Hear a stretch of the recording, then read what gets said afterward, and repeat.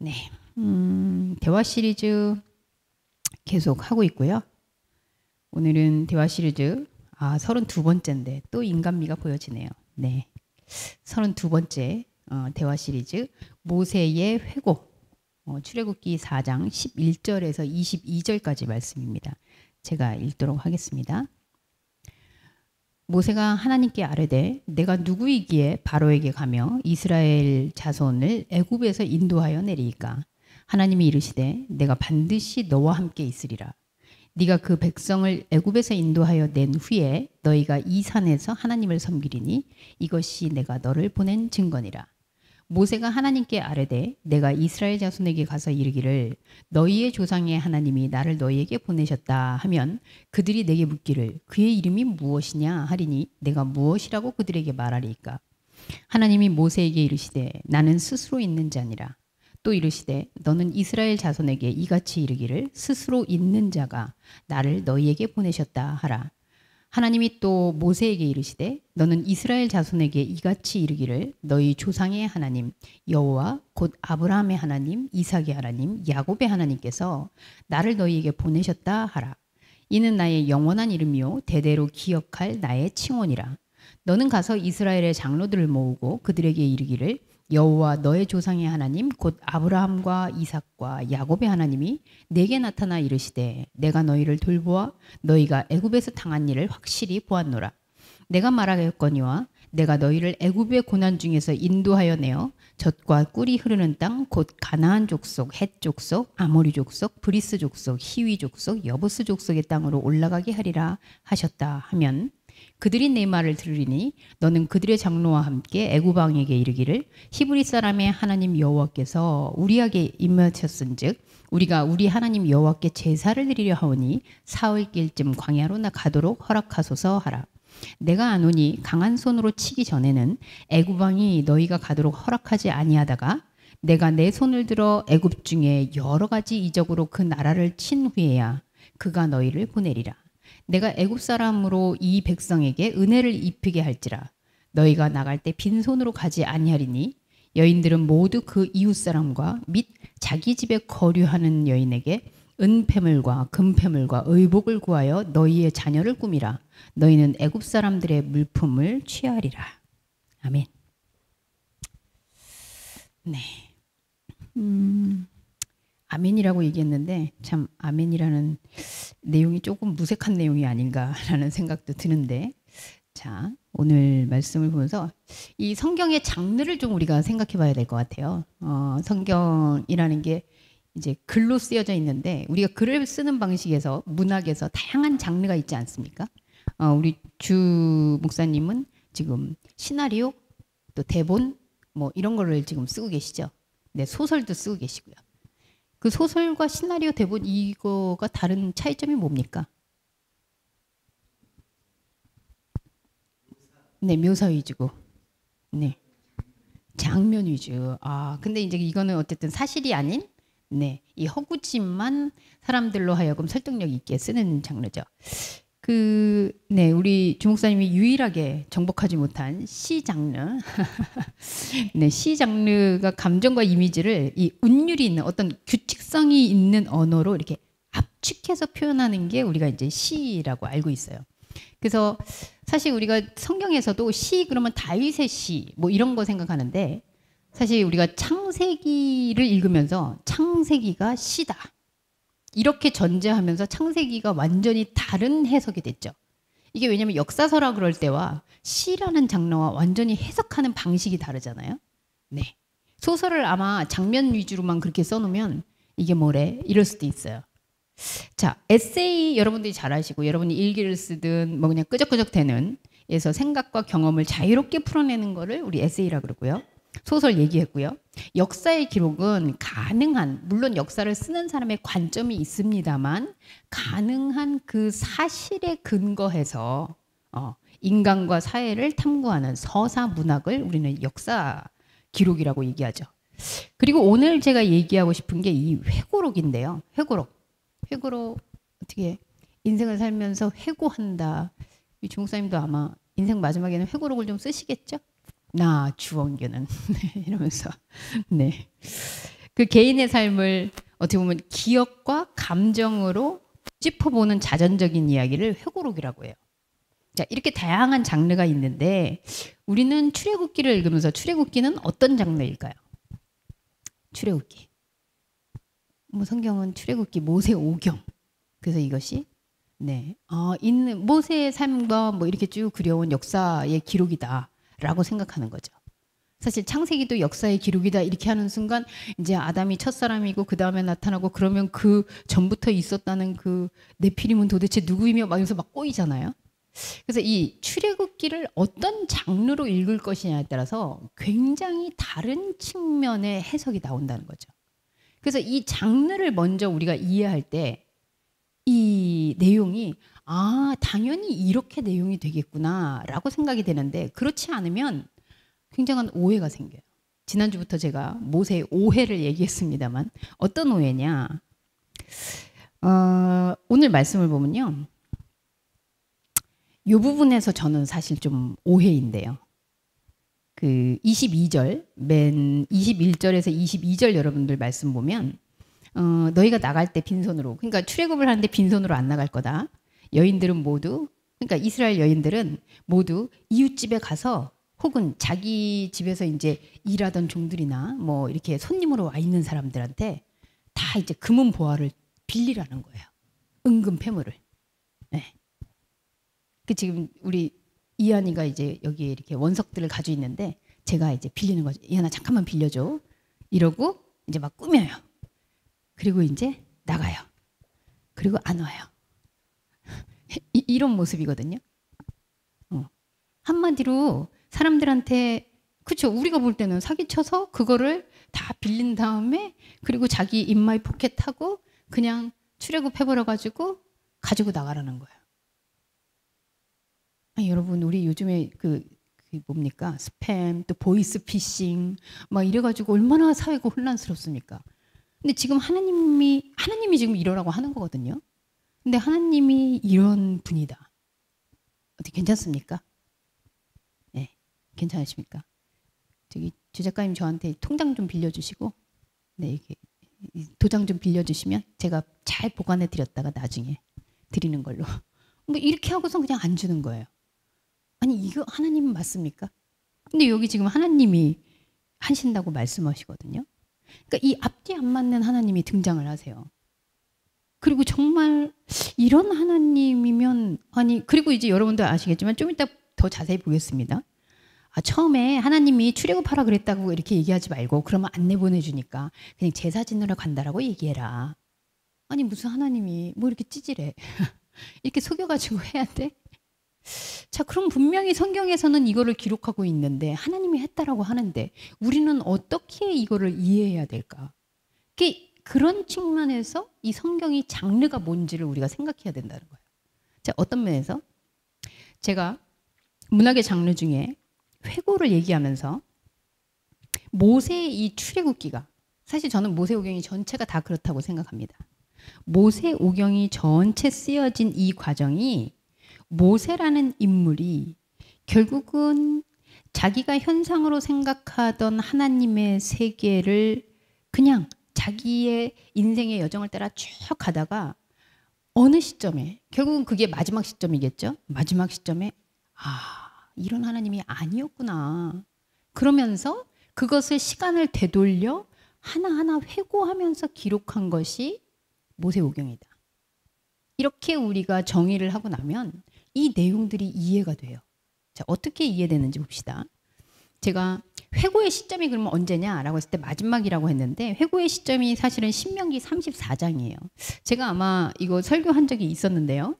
그 신명기 34장에 보면 이제 모세가 마지막에 가나안을 들어가기 전에 뭐 정탐꾼도 다 왔고요. 그리고 그 여호수아 갈렙 이제 다 준비하고 있고요. 그런데 모세가 느보산이라는 곳에 올라가요. 그리고 여호와께서 그 온 땅을 보여주는 거예요. 가나안 땅이라고 생각했던 그 산꼭대기에서 자 이제 너네 절로 가는 거야. 그러면서 쫙 보여주시죠. 그래서 온 납달리와 에브라임과 므낫세 땅과 서해와 유다 온 땅과 뭐 어쨌든 이 가나안 땅 전체를 쫙 보여주세요. 그리고 여호와께서 4절에 말씀을 하세요. 이는 내가 아브라함과 이삭과 야곱에게 맹세하여 그 후손에게 주리라고 했던 땅이다. 자, 그러면 하나님이 약속한 가나안 땅이 이거라면 이 모세도 지금 출애굽해서 거기에 지금 가는 여정 중에 계속 수고하고 왔잖아요. 근데 예언이 뭐냐면 내 눈으로 보게는 했다. 그런데 너는 못 갈 거다. 누구 약 올립니까? 네. 그래서 이 해석에 대해서 우리는 뭐 모세가 바위를 2번 쳐가지고 뭐 그랬다는 등 뭐 여러 해석이 있어요. 근데 이 시점에서 사실은 이게 진짜 진리의 복음인데요. 그래, 네가 지금 이렇게 땅으로 쫙 보지? 근데 나는 너를 그리로 보내지 않을 거야. 이게 모세의 고백이기도 하죠. 그 땅들이 왜 못 간다 그랬을까요? 그 땅이 아니어서. 출애굽해서 그 땅으로, 눈에 보이는 그 땅으로 들어가는 게 하나님의 구원의 계획이구나라고 믿고 이제까지 왔는데, 모세가 출애굽, 뭐 이 모세오경의 여러 여정을 거치면서 자기가 해왔던 행적들을 보면서 아, 그 땅이 아니었구나. 그래서 모세의 영이 이제 감지를 한 거죠. 아, 저 땅으로 들어가는 게 하나님의 뜻이 아니었구나. 그래서 그게 하나님의 입장에, 하나님은 항상 주어라 그랬잖아요. 하나님의 주어 입장에서 보면 하나님이 못 가게 하신 게 되는 거죠. 모세의 고백 안에서. 이게 왜냐면요. 그게 아니라 여기서 이제 죽는 거 아닙니까? 뭐 이러는데 7절에 보시면 모세가 죽을 때 나이가 120세였어요. 근데 그 뒤에 그의 눈이, 자 한번 같이 읽어볼까요? 시작. 그의 눈이 흐리지 아니하였고 기력이 쇠하지 아니하였더라. 여러분, 눈도 안 흐려졌어요. 기력도 안 쇠했어요. 멀쩡했어요. 근데 모세는 왜 죽었을까요? 아니, 이게 지금 모세가 죽을 때라며요. 죽을 때는 이렇게 나와야지. 모세가 눈도 흐려지고 기력도 쇠하고 먹지 못하고 아무것도 못해서 죽었더라. 이래야지 말이 맞는 거잖아요. 근데 죽음을 얘기하는데 모세가 지금 죽는데 나이는 많아. 근데 뭐 120세면 사실 그 이상 산 사람으로 봤기 때문에. 근데 눈이 흐리지도 않아. 기력도 안 쇠했어. 죽음의 이유가 뭐예요? 아, 가나안 못 가서 열받아서? 왜 죽었을까요? 이 죽음은 뭘까요? 모세가 그동안 자기가 하나님의 이름을 부르며 살았다라고 생각했던 이게 아니었구나. 하나님의 세계가 이게 아니었구나 하는 게 죽음이죠. 그동안 붙잡고 살아왔던 게 다 없어지는 거잖아요. 이 현상에서 내가 붙잡고자 했던 게 다 날아가 버리는 거예요. 그게 죽음이죠. 사도 바울 한번 생각해 보실래요? 사도 바울이 다메섹에 그렇게 열심히 가면서 예수 믿는 사람들을 죽이는 게 성경의 뜻이었구나 이러면서 막 갔는데 갑자기 거기에서 예수 그리스도의 음성을 들으면서 이게 아니었구나. 그리고 광야로 사라지잖아요. 그게 죽음이죠. 그동안 내가 붙잡고 왔던 신념, 그리고 말씀이라고 철석같이 믿어왔던 것들, 그리고 자기가 그동안 그걸 토대로 해왔던 행동, 이게 다 아니라고 부정되는 게 죽음이잖아요. 네. 그 죽을 때, 그런데 그 죽음이 우리 눈에는 다 끝났구나 이러는데 진짜의 영생은 그때서야 모세의 영의 눈은 흐리지 않았고 모세의 영의 기력은 오히려 그때부터 진짜 살아남을 경험한다는 거죠. 이 영원한 생명이 그때 알게 됐다는 거죠. 이해되십니까, 여러분? 이 시점이 사실은 신명기의 마지막 부분이에요. 모세가 진짜 눈을, 현상의 눈이 아닌 영의 눈을 뜨게 되고 현상의 몸이 아닌 영의 몸을 알게 되고, 그래서 하나님의 뜻이 이게 아니었구나. 내가 그동안 그렇게 했던, 그럼 그동안 자기가 믿어왔던 하나님은 누굴까요? 저는 영화 제목처럼 한번 붙여봅니다. 하나님의 설계자. 네, 하나님을 설계해왔죠. 모세가.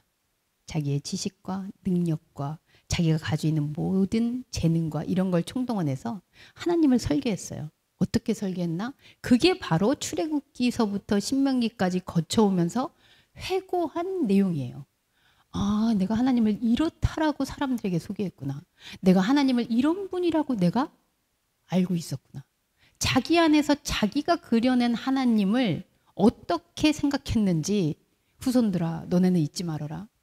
나는 하나님이라는 이름을 부르면서 이런 하나님을 내가 그리고 있었다.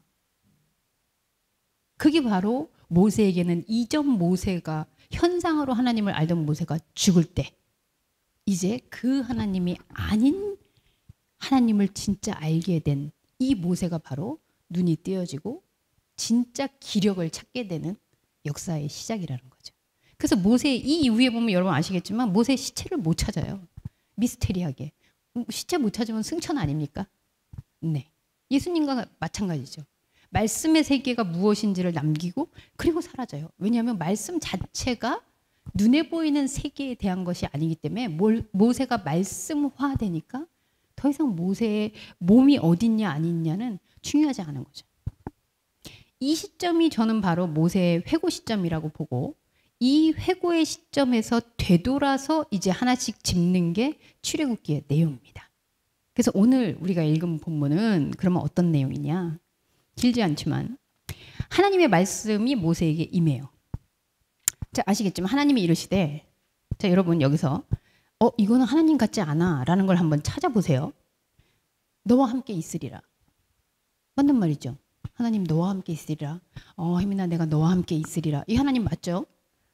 그리고 너희가 늘 이제 산 나오면 우리 이제 압니다. 산에서 섬기리라. 땅바닥이 좋은데 왜 하필이면 산골짜기에서? 다른 차원에서 너희가 이제 다른 차원에서 나를 보게 될 거다. 이거 하나님 음성 맞죠? 네. 그리고 또 그랬더니 물었어요. 아니 그렇게 얘기하면 좀 어렵고요. 내가 가서 이제 출애굽할 건데 하나님이 나를 보냈다 이럴 때 하나님 네가 아는 하나님이 누구냐? 그럼 제가 뭐라 그럽니까? 그랬더니 하나님이 이렇게 얘기해요. 나는 스스로 있는 자니라. 스스로 있다는 게 도대체 뭐지? 네. 이제 어려운 말이 나오지만 여러분 하나님은 스스로 있는 자다. 누가 만들어준 자가 아니라는 거 우리 알고 있죠? 이게 하나님 맞죠? 그리고 스스로 있는 자가 보냈다. 네. 하나님이에요. 그리고 또 뭐라 그러느냐? 하나님이 또 모세에게 이르되 너희 조상이 그 하나님이 이 스스로 있는 하나님이 아브라함의 하나님, 이삭의 하나님, 야곱의 하나님인데 곧 그게 나의 영원한 이름, 스스로 있는 자라는 이름이 나의 영원한 이름이다 라고 했는데 이제 여기 15절부터 약간 이상한 기미가 나오는 게 아브라함, 이삭, 야곱 사실 모세는 버려진 건 아니지만 이렇게 떠가지고 지금 소속이 어디였어요? 마지막 소속이 애굽이었잖아요. 애굽의 왕자 신분이었잖아요. 그래서 야, 너 애굽 사람 아니야? 이러면은 이스라엘의 지도자로서의 어떤 좀 명분이 네, 제가 무슨 그 가수님을 얘기하기로 제가 뭐 하여튼 우리 유모 가수님이 있는데 네, 여기서 군대를 안 가고 외국에 갔다가 난리가 나가지고 이제 한국을 못 들어오게 되는 네, 이 모세가 지금 애굽 사람이었거든요. 그래서 애굽 왕자였거든요. 심지어 이스라엘 사람 다 알고 있었어요. 근데 애굽 왕자였던 사람이 갑자기 하나님이 나를 보냈어? 내가 너희들의 지도자야? 이러고 나타나면 누가 믿겠어요? 저 뭐야? 이렇게 되겠죠. 그러면 어떻게 해야 돼요? 그 하나님이 누구냐 하면 니네가 아는 아브라함의 하나님, 이삭의 하나님, 야곱의 하나님, 그리고 나의 하나님이야 라는 정당성의 부여가 되는 거죠. 자, 여기부터는 제가 볼 때는 이제 하나님의 들려지는 우리가 계시된 하나님의 말씀, 하나님 내가 이야기하는 게 아니라 하나님이 우리에게 자신을 드러내는 하나님의 말씀이에요. 그래서 이거는 사건적으로 하나님의 말씀 그 자체에 대한 들림이에요. 그런데 이렇게 들려지면 어떻게 하느냐? 우리가 해석을 하게 되죠. 목사님 죄송합니다만 여기 제 이름을 한번 확 불러보실래요? 갑자기 예배 드리는데 이렇게 불렀다고 칩시다. 그럼 우리 다 각자 해석하겠죠. 목사님이 갑자기 주연을 여기서 목사님도 안 붙이고 이게 뭐지? 말씀이 틀렸다는 건가? 누군가는 그렇게 생각하고 아니 왜 갑자기 목사님이 뭐 어디가 아프신가? 뭐 이렇게 생각하는 사람도 있을 거고 아니면 뭐 목사님 머리 위에 모기가 날아가나? 뭐 각자 다 다르게 생각할 거 아니에요. 들리는 말씀은 주희연 그거 하나예요. 하나님이 이렇게 말씀하셨어요. 나는 스스로 있는 자다. 나는 너와 함께 있는 자다. 나는 다른 차원에서 너희들을 만나려고 이제까지 영원부터 지금까지 그랬다. 이거는 그냥 하나님이 얘기한 그 사건 자체예요. 그런데 그 얘기를 들으면서 이제 나라는 사람이 앉아있는 이 포지션에 따라서 이거를 해석하기 시작하죠. 모세가 해석하는 거예요. 왜? 그렇게 해가지고는 자기가 가서 뭔가를 할 때 정당성이 안 생기잖아요. 그래서 정당성을 부여하는 얘기들을 하면서 여기까지가 11절에서 15절까지가 하나님에게 들려지는 말씀, 모세 안에서 하나님의 음성이 계시되는 그 말씀, 본연의 말씀이었다면 15절부터는 뭔가 이걸 현상과 연결하면서 모세가 자기가 애굽에 가서 이스라엘 백성을 불러내는 역할의 어떤 것들을 위임받았다라는 걸 당연하게 하기 위해서 그때부터 이제 설계가 등장하는 거죠. 플랜이 나오는 거예요. 자, 어떤 플랜인지 봅시다. 그래서 제가 모세의 해석이라고 했어요. 모세가 이제 하나님이 이렇게 말씀하신 거를 해석하는 거예요. 스스로 있는 자다. 나는 너와 함께 하느라. 뭐 딴 얘기 한 게 별로 없어요. 어디에 있든지, 네가 애굽에 있든지 어디에 있든지 뭘 하든지 하나님은 나는 너와 함께하는 자고 나는 스스로 있는 자고 누구에 의해서 너에게 나타나는 존재가 아니다 라고 말씀하셨어요. 그런데 16절부터 22절을 보면 다분히 이제 모세의 해석된 이야기들이 등장합니다. 뭐라고? 하나님이 이렇게 얘기했다는 거죠. 너는 가서 이스라엘 장로들을 모아라. 구약학 박사이신 우리 주 목사님, 장로라는 용어가 여기에서 등장하는 게 맞습니까? 이 이스라엘의 장로 제도가 이때도 있었나요? 네. 아, 힘 있는 자들을 통칭해서, 네, 그러니까 힘 있는 자들을 모아라 이렇게 얘기를 했어요, 하나님이. 그리고 그들에게 여호와 너의 조상의 하나님, 아브라함, 야곱, 이삭의 하나님이 바로 모세와 함께 있으면서 너희를 돌볼 것이다. 그리고 너희가 애굽에서 이렇게 고난받고 있구나. 글쎄요, 고난받았다. 진짜로 고통받았는지. 왜냐면 나중에 가보면 야, 우리가 그래도 거기서는 잘 입고 잘 먹고 고기도 먹고 이랬는데 막 이러면 불평하거든요. 아니 그럼 고난받은 게 아니었나 싶기도 한데. 자, 그 다음에 뭐라고 하냐? 17절에 결정적으로 내가 너희를 애굽에서 인도해서 젖과 꿀이 흐르는 가나안 땅을 보내줄 건데, 자 보세요 여러분. 가나안 족속, 헷 족속, 아모리 족속, 브리스 족속, 히위 족속, 여부스 족속 땅으로 올라가게 하리라. 이 땅들 다 남의 땅인 거잖아요. 이미 여기 족속들이 다 있잖아요. 그러니까 우리가 생각하는 그 좋은 가나안이 사실은 남의 땅이에요. 이미 족속들이 있는 그런 땅을 뺏어서 주겠다라는 거예요. 자, 근데 한 번만 생각해 봅시다. 여러분, 이 당시에 무슨 드론이 있었던 것도 아니고 인터넷이 있었던 것도 아니고 이 정보가 그렇게 막 퍼질 수 있는 그런 상황이 아닌데, 조선시대에도 저기 그 포항에서 태어난 사람이 포항 옆에 저기 부산이 있고 부산 옆에 이렇게 해가지고 올라오면은 여기 서울에 뭐가 있고 막 이렇게 아는 게 쉬웠을까요? 평생 그냥 포항의 어느 끝에 바닷가에서 살다가 거기서 태어나서 거기서 죽는 사람이 훨씬 많았을 것 같아요. 근데 지금 애굽에서 이렇게 벗어나면은 거기에 가나안 족속도 있지, 헷 족속도 있지, 아모리 족속도 있지, 브리스 족속, 히위 족속, 여부스 족속. 우리 마치 옛날에 사회과 부도에서 지도 외우듯이 여기 옆에는 뭐가 있고 경기도 옆에 뭐가 있고 한경북도 위에 있고 막 이러듯이, 이런 거 누가 알아요? 공부한 사람이 알아요. 왜 공부하게 해요? 이거 왜 공부합니까? 이스라엘에서 이렇게 그 애굽에서 그냥 먹고 살고 일상에 살던 사람들이 이런 공부를 할까요? 예, 왕족이라서. 그리고 이 형국을 알아야 우리 옆에 누가 있고 어떤 누가 있고 이런 지형을 파악해서 나중에 전쟁도 나가야 되고, 그리고 거기에 있는 것들을 방어를 하기도 해야 되고. 이 모세는 철저히 애굽의 리더십 훈련을 받은 사람이에요. 그래서 그 당시에 그 애굽의 지형과 지금 어디에서 어디를 가면 뭐가 있고 땅이 있고 이런 것들을 훈련받은 파라오의 후손이라고요. 왕조의 계보라고요. 그런 교육을 받은 사람이 아니고서는 일반 사람들이 이렇게 사익과 부도를 놓고 여기는 어디, 여기 누가 있고 여기 누구네 땅이고 누구네 땅이고 이렇게 파악하기 어렵다는 거죠. 그러면서 이런 땅을 다 우리가 이기면서 결국은 전쟁에서 이기면서 그 땅을 차지하리라. 하나님 정말 그랬을까요? 하나님이 진짜 그랬을까?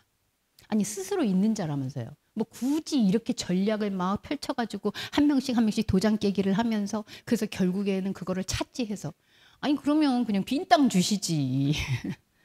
빈 땅 주고 적과꿀이 흐르는 빈 땅 찾아서 주시면 되지. 왜 도장 깨기 하듯이 얘 치우고 얘 치우고 얘 먹고. 그러니까 이거는 다분히 모세가 오래전부터 그렇게 왕자로서 훈련되면서 땅을 얻어내는 방식이 전쟁을 통해 그리고 사람들이 모여 사는 것을 왜 공격할까요? 거기 이미 시스템이 있다는 거죠. 남들이 벌써 먹고 산다는 거는 우리가 뺏었을 때 그 인프라를 그대로 가져올 수 있다는 거죠.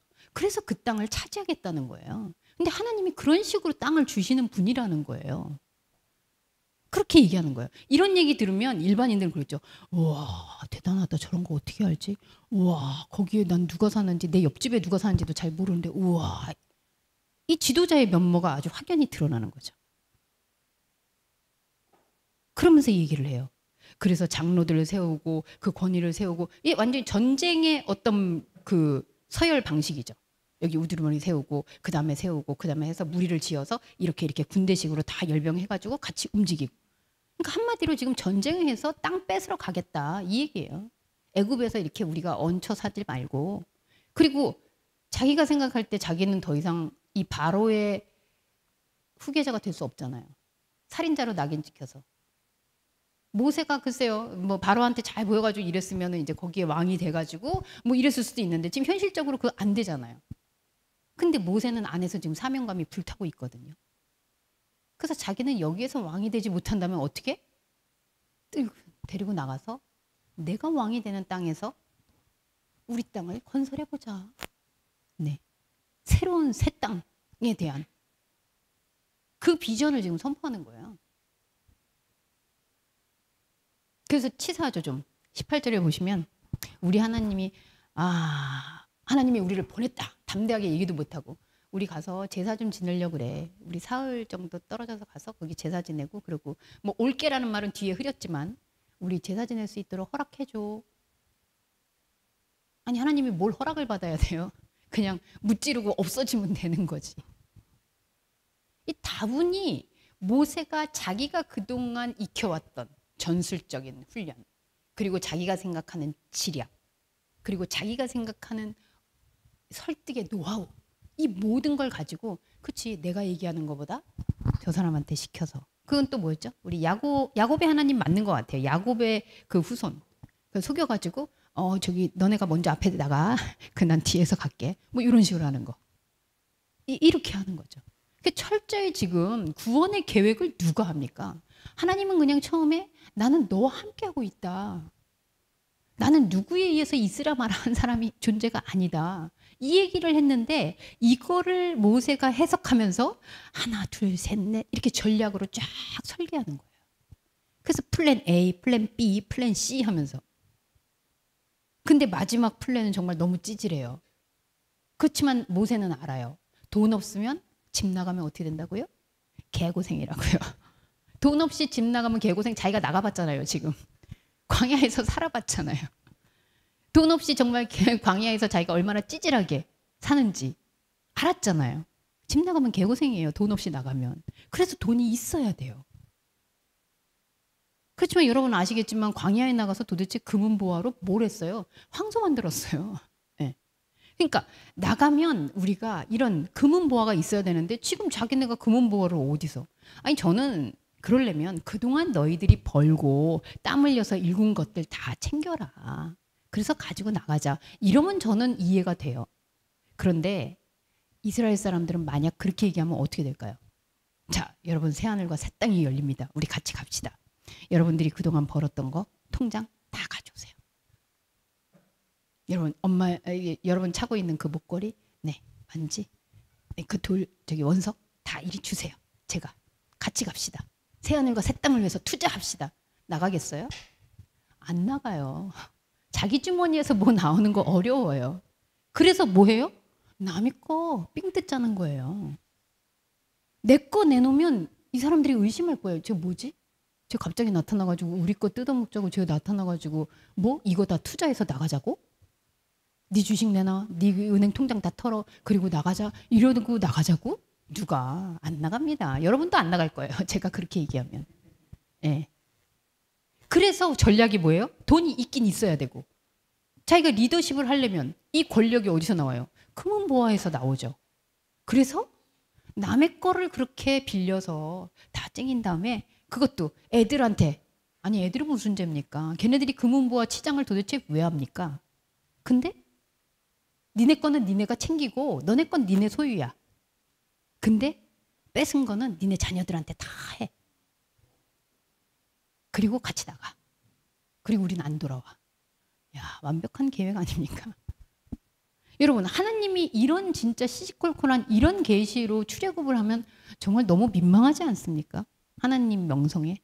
아니, 스스로 있는 자가 뭘 부족해서 남의 거 삥이라고 자꾸 얘기가 죄송하지만 어쨌든 사기쳐서 그거 가져가지고 그건 내 거야. 여러분, 이게 아브라함의 자손, 이삭의 자손 맞아요. 여러분 아시잖아요. 아브라함이 어떻게 했어요? 자기 와이프 속여가지고 내 동생이야 했다가 뭐 갑자기 꿈에서 계시가 나타나가지고 거기서 금은보화 얻어가지고 그거 가지고 룰루랄라 나가고. 그래서 그거 한번 그러고 나니까 그 다음에도 또 속여가지고 내 와이프 아니고 동생이야 해서 또 뜯어가지고 나오고. 이삭도 그랬잖아요. 자기 아내 리브가 동생이라고 해가지고. 미안하지만 인간적인 이 계보로는 예, 이 유전자가 그래요. 그죠? 집안 내력이에요. 이렇게 남의 거 삥 뜯어가지고 내 거인 척하고 이렇게 가는 거 내력이에요. 여러분 제가 이렇게 못에 자꾸 이렇게 나쁜 사람으로 본다고 오해하지 마세요. 네. 있는 팩트를 저는 얘기하는 겁니다. 정말 이런 하나님이라면 그러면 저는 여러분들한테 이렇게 설교하면 안 되죠. 우리 희정 선생님 지난주에 어떻게 수입이 괜찮으십니까? 네. 그 수입은 하나님이 벌게 해주신 겁니다. 저는 하나님의 종입니다. 저한테 가져오시면 하나님께서 60배, 100배, 1000배로 늘려주실 겁니다. 이래야 되는 거 아니에요? 여러분, 근데 지금 이게 기록되고 있다는 사실이에요. 정리를 해볼까요? 모세는 자기가 이렇게 했던 것들을 어디에서 기억하느냐? 느보산에서 자기의 삶을 회고해 보니 이제 현상으로 보던 하나님을 이렇게 붙잡아야 된다고 아등바등 살았던 자기의 그 모습이 죽고 나니 그 죽을 때 그 기준이 다 없어질 때 보니 눈을 떴어요. 영의 눈으로. 그랬더니 영의 눈을 뜨니까 누가 보일까요? 영의 눈으로 살지 않았던 자기 자신이 보여요. 그래서 지금 고백하는 거예요.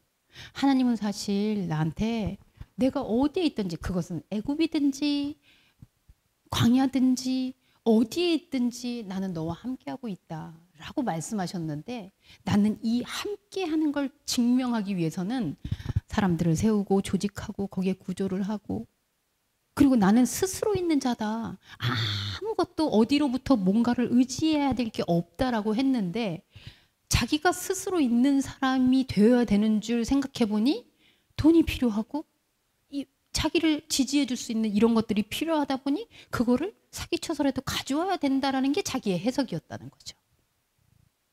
여러분 이해가 되시죠? 그거를 지금 누가 고백해요? 모세가 고백하고 있어요. 이게 복음이에요. 그렇잖아요. 모세가 느보산이라는 다른 차원, 영적인 차원에 올라보니 내가 그 지도를 펼쳐놓고 저 땅 저거 먹으면서 가야지라고 했던 그게 하나님이 지금 영의 눈을 뜨고 내가 그거를 보니 나 여기 가는 게 아니었구나. 그래서 하나님의 시점에서 보니 너는 거기 들어가지 않아야 돼. 그게 너무 당연한 거죠. 그리고 나는 어떤 하나님을 생각했냐면 하나님이 이렇게 나한테 전략을 세워서 앞에다가 아론 보내고 뭐 보내고 이러면서 결국은 거기서 나오게 될 거라고 나한테 그렇게 주신 분이야라고 내가 사람들한테 떠벌렸었구나. 너무 부끄럽구나. 이게 아닌데. 내 자손들아 너는 이러면 안 되는데. 그러면서 쓴 게 바로 이 모세 오경의 회고라는 거죠. 여러분 징비록이라는 책 아십니까? 네. 뭐 우리나라에서 징비록 해가지고 드라마도 있었는데요.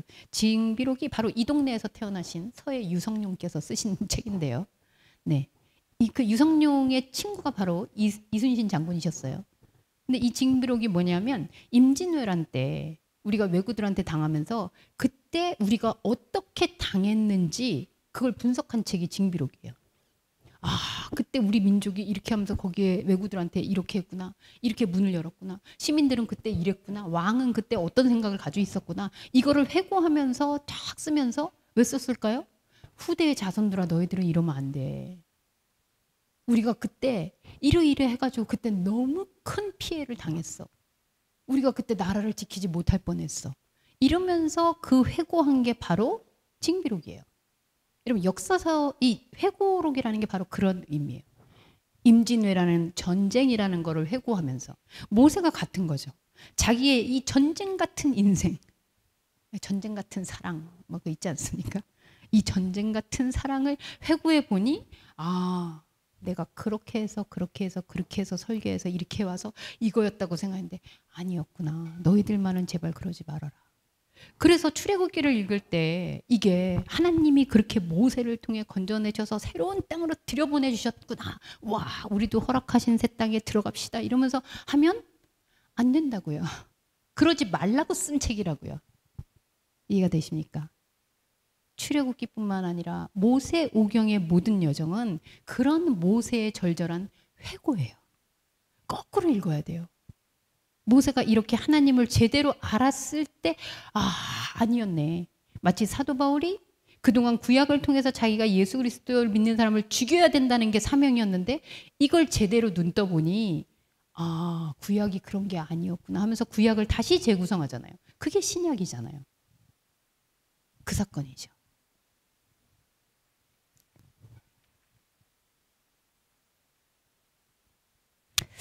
모세는 자신의 이 권력, 욕, 그리고 하나님에 대한 부르심에 대한 오해, 그것들로 점철된 과거를 반성하면서 어떻게 내가 그 바로로부터 왕이 되고자 하는 그 신념, 나를 부르시고 나를 왕으로 세우시는 그 하나님이라고 믿었던 거기로부터 자유로워지는지를 이 여정 속에 포함합니다. 다음 시간, 우리 다음 주에는 우리가 너무도 잘 아는 막 이렇게 다 외우고 그랬던 10가지 재앙에 대해서 도대체 이런 모세의 회고라면 10가지 재앙도 회고거든요. 어떤 회고일까? 그걸 한번 우리가 마주하면 정말 기함을 하실 겁니다. 기가 막혀요.